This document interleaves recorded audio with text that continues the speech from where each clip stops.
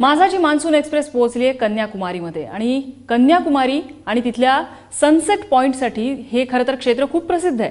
मात्र मान्सूनचे ढग आल्यानंतर सूर्यास्ताचा म्हणावा तसा आनंद इथे येत नाही।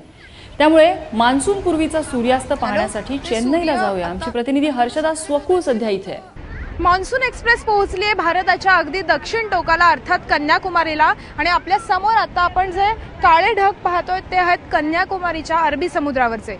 कन्याकुमारीची भौगोलिक रचना लक्षात घेतली तर कन्याकुमारीच्या पश्चिमेला अरबी समुद्र दिसतो, समोर हिंदी महासागर पसरलेला दिसतो, तर डावीकडे बंगालची खाडी म्हणजे पूर्व किनारपट्टीची बंगालची खाडी सुद्धा दिसते।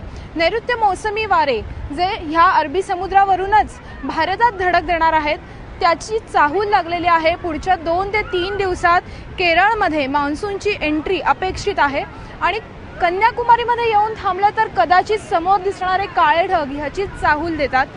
आता हे समोरचे काळे ढग जरी बाष्पयुक्त नसले तरी कन्याकुमारीचा समुद्र मात्र खवळलेला दिसतो आणि या ठिकाणी अगदी रिमझिम पावसाचा शिडकावाही दिसतो। एकंदरीत इकडे केरळमधला मान्सून पाहण्यासाठी मान्सूनचे पहिले थेंब अंगावर झेलण्यासाठी पर्यटकांनी सुद्धा गर्दी केलेली आहे। Intercontinental convergence zone ITC zone ज्याला म्हणलं जातं तो सुद्धा सक्रिय होतो आणि तो दक्षिणेकडून उत्तरेकडे येतो आहे आणि त्यामुळे तो ढग घेऊन येईल अशी अपेक्षा आहे।